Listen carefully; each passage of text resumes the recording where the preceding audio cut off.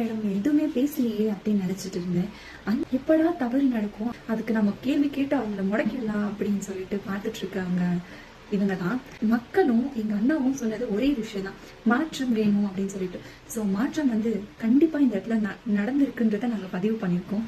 ஏன்னா இவ்வளவு வருஷங்களா எந்த சோசியல் மீடியாலையும் போக்சோ கேஸ் ஆகட்டும் இல்ல பாலியல் வன்கொடுமை ஆகட்டும் யாருமே எடுத்து பேசாத ஒரு இடத்துல இன்னைக்கு போக்சோ கேஸ்ல தாவிகா வட்ட செயலாளர் தப்பு பண்ணிருக்காங்கன்னு சொல்லிட்டு இமீடியட்டா ஆக்ஷன் எடுத்திருக்காங்க.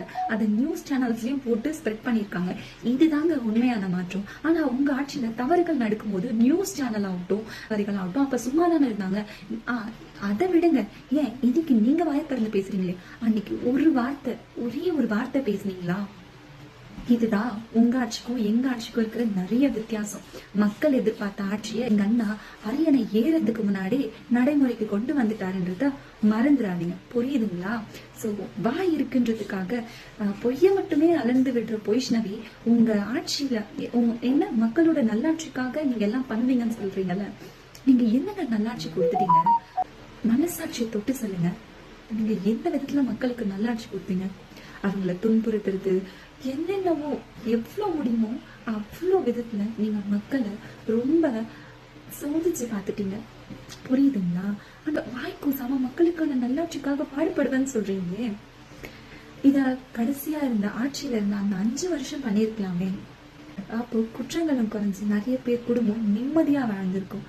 ஆனா அப்பெல்லாம் சும்மா இருந்துட்டு இப்ப பேசுறீங்க. நான் தப்பு பண்ணவங்களுக்கு என்னைக்கும் சப்போர்ட் பண்ண மாட்டேன், அது யாரா இருந்தாலும் சரி, புரியுதுங்களா?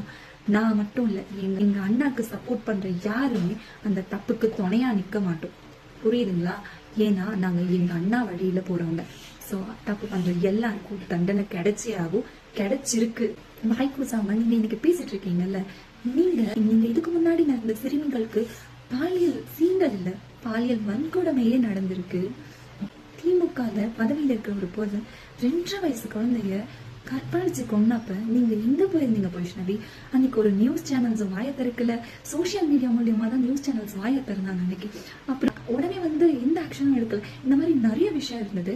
ஆனா அன்னைக்கெல்லாம் வாய மூடிட்டு இருந்துட்டு இப்ப நீங்க வீடியோ போட்டுட்டு இருக்கீங்களே, இத பார்க்கதான் இதெல்லாம் கேட்க உங்களுக்கு தகுதி இருக்கா அப்படின்னு கேட்க தோணுது வைஷ்ணவி.